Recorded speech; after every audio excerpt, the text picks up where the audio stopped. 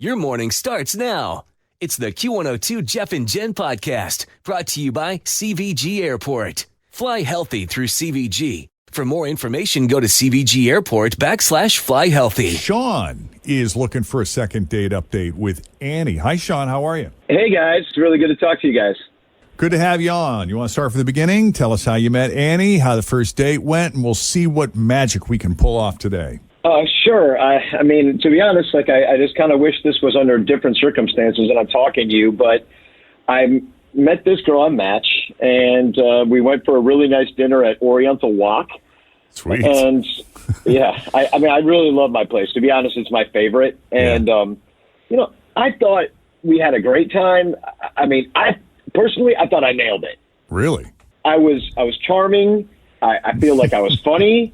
I asked her questions too. Like I thought that, I actually really was interested in what she had to say, and I tried to stay focused the entire time, and ask her questions about herself, like her family and her job, and how she felt about everything that's going on in the world. And I mean, I seemed really interested in her because it was totally honest. And, overall, I felt like I gave a real solid performance. I mean, there's a lot to pay attention to. You got to be charming. You got to be funny. You got to ask questions. You got to be focused. I also like that he called the date a performance. Yeah. Well, I mean, it kind of is. Real. It sort of is. Yeah, I mean, you have to, put your best foot forward, right? So I want to make connections with her because that's totally what it's about. Like, connecting with each other and finding out about each other on a date, so if you want to go out again. So I'm thinking everything's going great because I know I looked good. I had nice new jeans on. I had a nice shirt on. I have a nice watch. I have cologne on, so I smelled good. From there, I don't know what happened because I was flirty. I didn't make any big moves at the end of the night. Just a hug.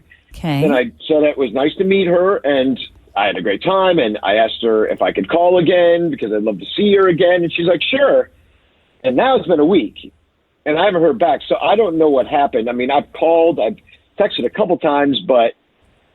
Do you think it's possible that you were so focused intently on your performance and checking all of those boxes with the cologne and the watch and dressing nice and everything else? Don't get me wrong, I love the fact that you put all that effort into it and you were trying to make sure everything was shored up.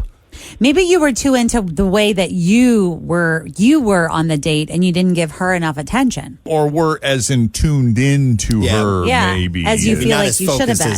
You should have been. I don't know. I'm just guessing. That's a good point. I really felt like we connected, though. I asked her, I barely talked about me and my job and what I do. And, I really wanted to find out who she was. And, I just wanted to make her feel comfortable. Like, I didn't want to smell bad.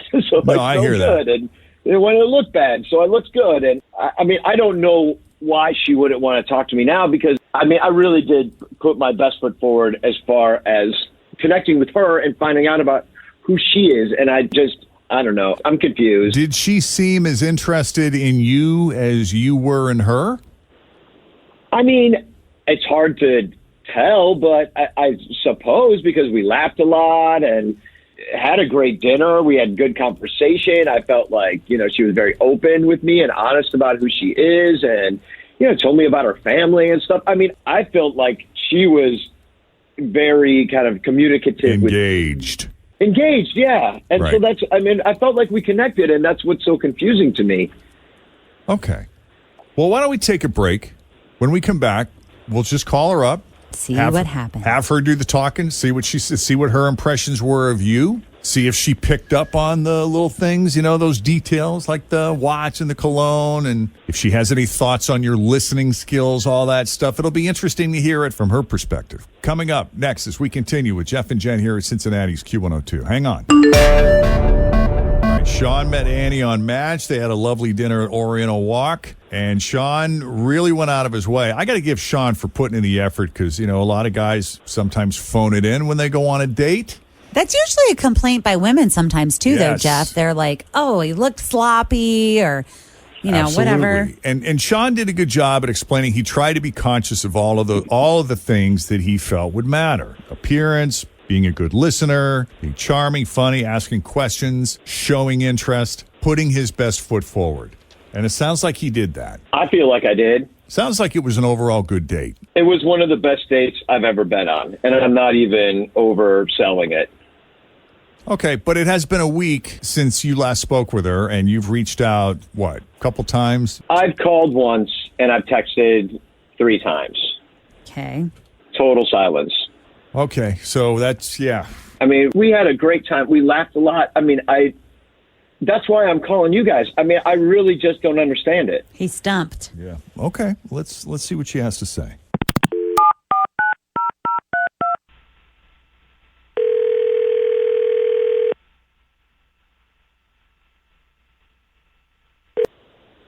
Hello?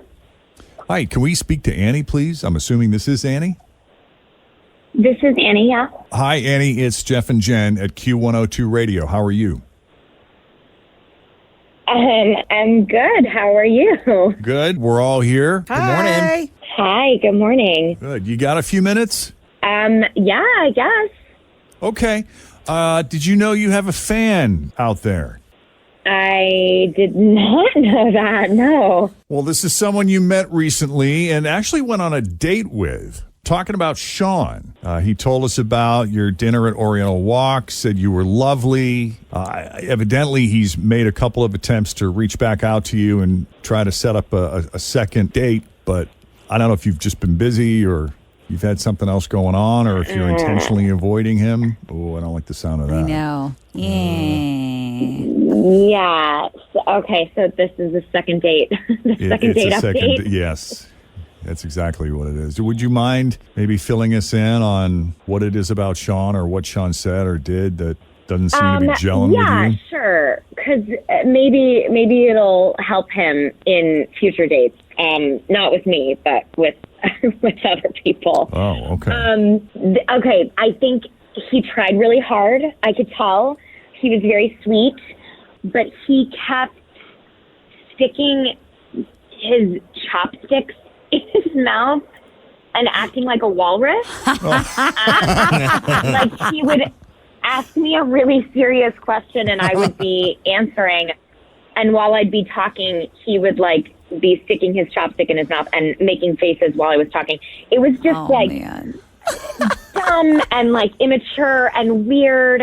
And the first time I kind of laughed like, oh, classic. Yeah, because we just laughed. You got me. And I thought, yeah, exactly. Oh my like gosh, it yeah. just was such a like weird thing for an adult to do. So I was like, okay, whatever, that's fine. He's trying to lighten the mood. But it just kept happening, I think, because it kind of got an awkward pity laugh the first time he kept doing it. And every time it just got more dumb and cringy. Okay. And then how am I supposed to take him seriously as a potential partner after that? So I just thought it was really weird. And I just haven't talked to him since. Because we just laughed when you told the story, so I could see you laughing the first time. Yeah. Okay, honey, take him. Right. Like, we're done. Take And him then out of your mouth. Okay, that was funny the first time. Right. Now, what are you doing? Yeah, exactly. It just got weirder and weirder the more he did it. Okay. Let's talk to Sean. As you know, if you're familiar with Second Date Update, we have him on the line. He's been listening quietly. By the way, is there anything else about Sean that rubbed you the wrong way that you want to add? No, I mean, he was great. He was a good conversationalist. He was good at asking questions. He was nice and respectful. He didn't try to, do anything that made me feel uncomfortable. We went to a nice place. Except for the walrus thing with the chopsticks. Right. Like it just was so weird. And I felt like it didn't bode well for the rest of the relationship. It just made him seem really immature. And I was like, I'm here looking for something serious and you're clearly not. If you're giving me your, second grade stand-up comedy routine. I am kind of shocked. I mean, I thought that it was just a joke and it was just kind of a funny thing to do. And like every time I did it, you smiled, you laughed. I mean, it was just a charming little joke. Maybe the first time, but even the first time it wasn't that funny. That's like something that only gets a laugh the first time you do it. And the first time I did it, I was like 10 years old. it just was kind of weird. As someone who tells unfunny jokes all the time, I can tell you that the best thing you can do is try to pay attention to how it landed or maybe didn't land and just move on. Yeah. I also feel like, and this is nothing against him or her, but I feel like they are not a match because there is someone that will think that is funny every single time. It's a different kind of humor. Well, I remember how mad Kristen would get at me, though, like when her kids were younger and they would do stuff like that at the dinner table. Yes. And I'm the guy Jeff, that would laugh. And it is she's not like, funny, will you Jeff." not encourage them, please? Yes. Yeah. Jeff loves slapstick. But somebody else would have grabbed the chopsticks, stuck them up there, and talked back to him. You know what I mean? So there's definitely someone out there. It just must not. And it's then just not ordered you. the meal, of course, with them. You must. I mean, I think it's funny. Like, I don't really realize like why this would be a reason not to go out on a date. You said I was a good conversationalist. Like, I don't see why you wouldn't want to talk to me. You could have just said like, I thought that was stupid, and I would probably stop doing it. But I'm just But like, I feel like I shouldn't have to say that on a first date. Like, it just felt very immature. So I wish you all the best, but it just felt like that was not a good sign of what was to come. I think it's a sign you guys just have a different sense of humor. Same. Yeah. Michael Scott needs his Holly Flax. Yes. Yeah, Okay. exactly. That's You're- such a great analogy. This is just you're not Holly for his Michael. yeah, I mean, plenty of other fish in the sea, right? Well, and I would just add, in hindsight, now that we know what Annie had to say, is maybe just add reading the room to that list of things to pay attention to when you're on a date. I guess I'll have to get better at that. Best of luck to you, brother. Thanks for coming on Second Date Update. And Annie, thank you for taking the call and talking with us. Yeah, no problem. I hope it helps him out. Thanks for listening to the Q102 Jeff and Jen Morning Show Podcast, brought to you by CVG Airport. Fly healthy through CVG. For more information, go to CVG Airport /fly healthy.